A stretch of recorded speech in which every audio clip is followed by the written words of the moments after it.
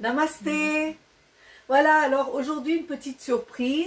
Je filme la vidéo d'aujourd'hui avec ma soeur qui est en visite chez moi, qui est un cordon bleu et elle va faire une recette familiale avec nous aujourd'hui.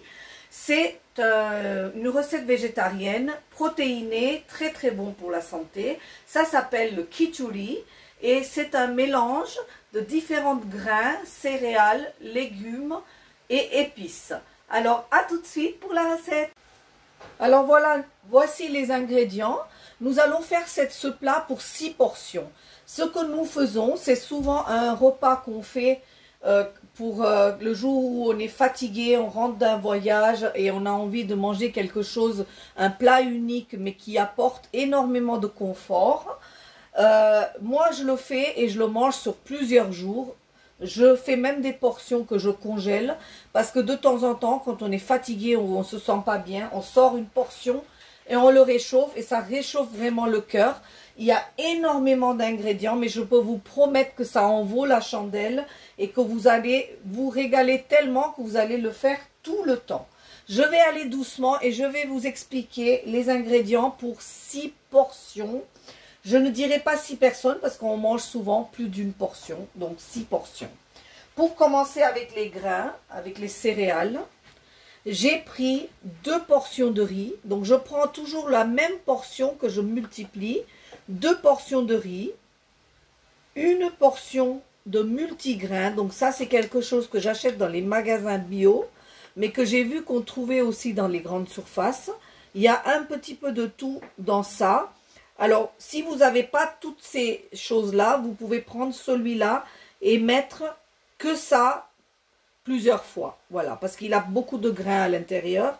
2 portions de riz, une portion de multigrains, une portion de lentilles corail, une portion de lentilles jaunes. Donc, si vous n'avez pas celui-là, vous mettez le double dans les multigrains. Une portion de quinoa. Une portion de flocons d'avoine. Vous voyez que c'est vraiment une recette complète qui apporte vraiment tout. Ça, c'est pour les grains. Pour les légumes, j'ai mis un quart d'un chou-fleur, un quart d'un potiron. Donc, vraiment la même portion en chou-fleur et en potiron. 3 pommes de terre, 2 carottes. Donc, vous mettez les légumes que vous voulez dans la portion que vous voulez parce que ça n'a pas d'importance. Plus il y a de légumes, meilleur c'est. Des petits pois, des haricots verts. Alors, vous pouvez prendre des graines de soja, tout ça, mais moi, je reste sur ces légumes-là. Ici, vous avez 2 oignons, 2 piments rouges facultatifs et de l'ail coupé en petits morceaux. Il y en a 3. 3 gousses d'ail. Voilà. Le sel, le fameux ghee. Donc, je vous mettrai le lien pour faire le ghee pour cette recette. Si vous n'en avez pas, vous pouvez mettre moitié beurre, moitié huile ou que de l'huile. Il en faut 3 cuillères à soupe.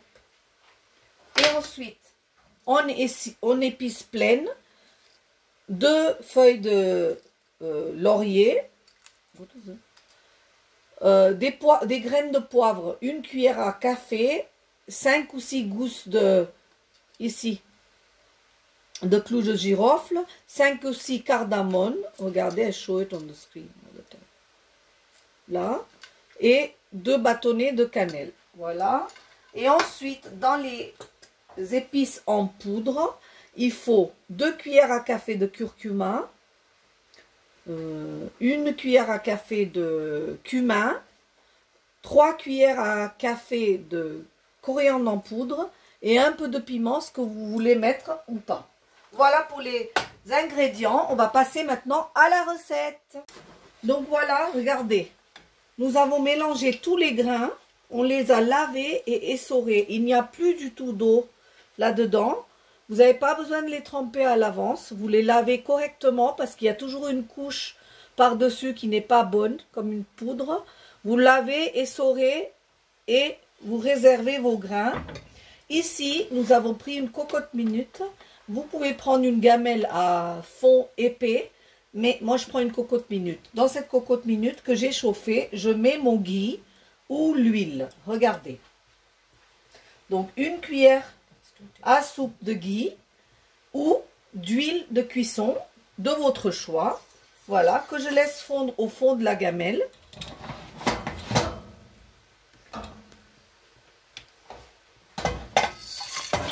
Et je verse les épices entières dans cette huile bien chaude. Voilà. Et tout de suite derrière, je verse les oignons, l'ail et les piments rouges. Faites attention de faire une petite fente dans la piment rouge parce qu'elle peut s'éclater sur vous. Et comme je vous ai dit tout à l'heure, si vous ne souhaitez pas mettre ces piments, vous ne les mettez pas. Mais nous, bien sûr, comme je répète, on adore le piment. Donc on met toujours ce piment rouge dans nos recettes. Pas le piment vert, hein, je vous parle du piment rouge séché. Voilà. Alors ici, on va laisser mijoter ces épices avec l'oignon, l'ail et le piment jusqu'à coloration.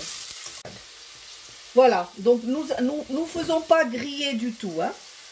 On va juste rissoler l'ensemble et là, on va verser les céréales à l'intérieur. Regardez.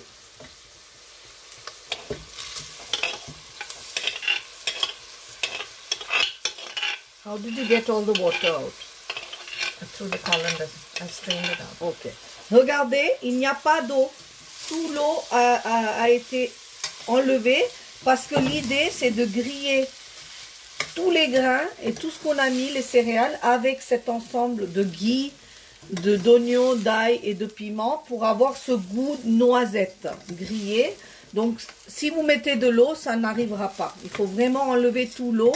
Si vous n'y arrivez pas, vous soulevez à chaque fois les grains, vous les essorez et vous les versez. Donc là, ma soeur, elle a mélangé les grains ensemble avec le ghee, les oignons, etc. pendant 3 minutes. Elle n'a pas cessé de remuer et elle m'expliquait que c'est parce que les épices en entier, en chauffant, c'est là où ils dégagent tout leur saveur et ils donnent un goût particulier à ce mélange. Et je peux vous dire que moi qui peux sentir l'odeur, je sens toutes ces saveurs qui remontent. Voilà, donc une fois que vous avez bien mélangé tout ça, elle va mettre les épices. Pardon. So, une cuillère à café de curcuma et demi, comme je vous ai dit au début. Une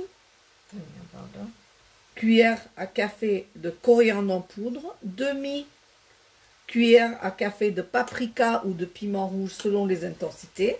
Ce n'est pas un plat qui a plus d'épices, c'est beaucoup de saveurs de tout ce qu'on met dedans, les céréales et les légumes, et un peu d'épices, mais c'est pas surchargé par les épices. Donc là, tout doucement, on doit remuer cet ensemble pour de nouveau englober tous nos céréales et tous nos grains des épices cette fois-ci. Oui, donc là, vous voyez, on a mélangé de nouveau pendant 1 minute et les grains, ils ont changé de couleur. Ils sont un peu plus marrons et vraiment grillés. Ça, c'est le secret. Si vous n'avez pas le temps, vous ne faites pas cette recette. Vous faites cette recette quand vous avez envie de cuisiner et de manger quelque chose de très bon. Là, on va mettre les légumes. Donc, on met les légumes qui cuisent le plus longtemps en premier. Chou-fleur, pommes de terre, carottes et courges. Et j'ai essayé de les couper tous de la même taille environ pour que la cuisson se fasse ensemble. Mais de toute manière, c'est dans une cocotte minute, donc ça va de toute manière cuire. Et on recommence à mélanger le tout bien comme il faut ensemble. Alors, si on est à côté du feu et on remue, ça ne attachera pas. Donc, le feu doit être un peu plus élevé parce que si vous mettez sur un feu doux, ça va mettre une journée. Donc, vous mettez sur un feu important et vous remuez, vous ne laissez pas accrocher. Bien. Ok, donc là, on a tout remué. Et quand vous commencez à voir que les pommes de terre et les carottes et les légumes ont les grains qui leur collent dessus, ça veut dire qu'on a bien mélangé, hein, parce que sinon ils tomberaient au fond et on ne verrait pas ça là.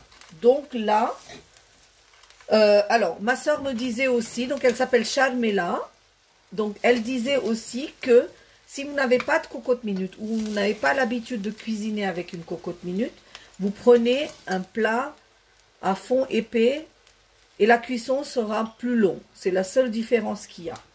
No salt. Ok. Là, elle va saler. Donc, pensez à bien saler parce qu'il y a beaucoup de grains et du riz et tout ça. Les pommes de terre, ça boit le sel. Donc là, vous voyez, elle a mis au moins 2 cuillères et demie de sel. Elle remélange. Et là, on va ajouter l'eau de cuisson pour cuisiner tout ça. Now you add the water and then vegetable last. Alors voilà. L'eau, elle doit arriver au-dessus de... We should put a little more ou non?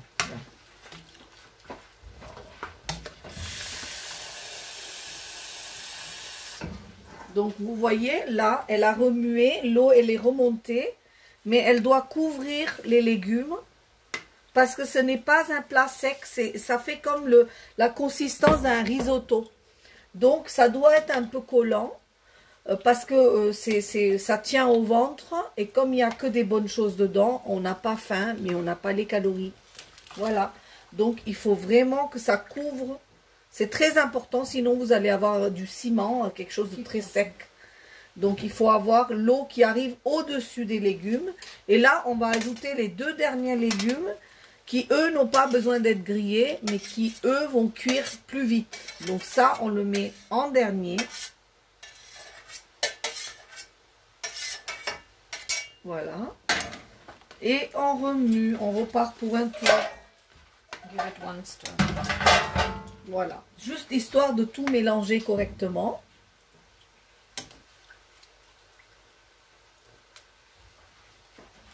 Et là, dans notre cas à nous, the proportion is just right. On va fermer la cocotte.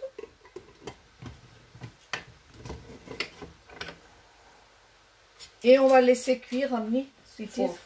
On va laisser cuire pour 4 sifflements, comme je vous ai déjà montré. Chaque fois que ça siffle, ça retombe. Il faut que ça siffle 4 fois et ça sera prêt. À tout à l'heure. Voilà. Alors ici, là, notre khichdi, il a cuit.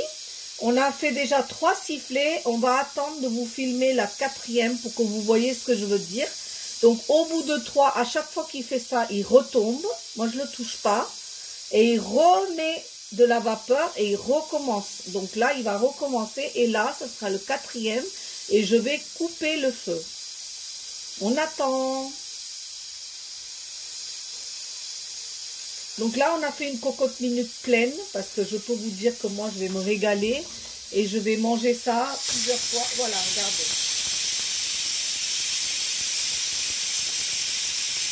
Et j'ai coupé le feu.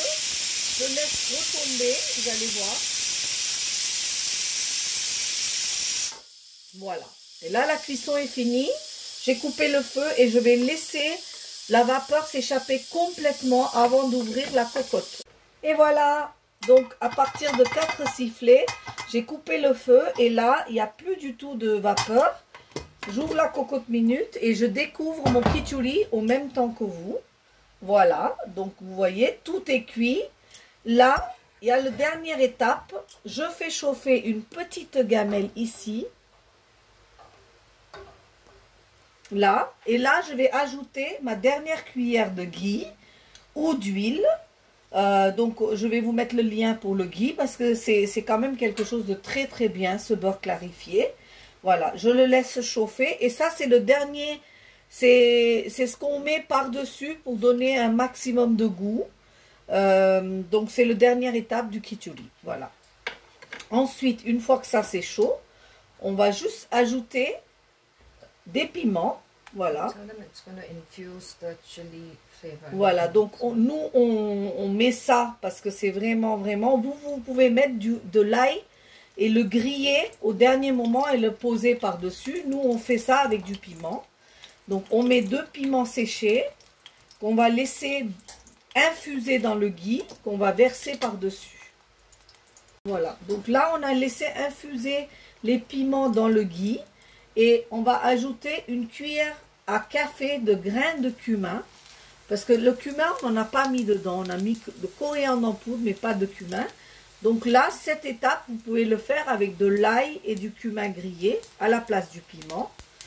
Voilà. Et là, on éteint parce que sinon, ça va brûler. Turn off the flame. Yeah.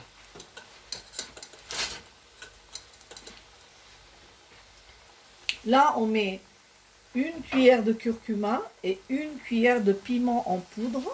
Donc, vous mettez les piments là où vous avez envie de les mettre. Pas du tout obligatoire. Et là, on va verser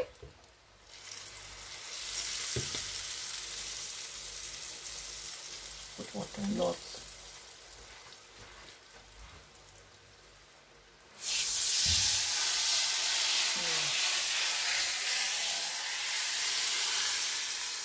Et voilà. Regarde là. Et voilà, le kitchouri prêt à être dégusté. Je voudrais vous montrer la consistance du kitchouri. Vous allez voir que les légumes sont fondants. Regardez, si on écrase. Voilà, donc comme je vous ai promis, c'est un risotto. Il n'y a rien qui est accroché, il n'y a rien de trop, pas de ni assez. C'est pile ce qu'il faut pour notre repas. Et je vous retrouve pour la fin de la recette. Et voilà, l'assiette est prête. Ma sœur Charmela a cuisiné ce plat pour moi, rempli d'amour, qu'on va déguster maintenant. Je vous invite à essayer cette recette avec, il y a un bol de raita et un petit peu de chutney. Ça s'accompagne de ça. Je vais vous mettre le lien de la raita, du ghee et du chutney pour réaliser ce thali exactement comme nous. Régalez-vous, mes amis végétariens et les amis qui pensent à leur santé. À très bientôt. On vous dit namasté. Namaste. Au revoir.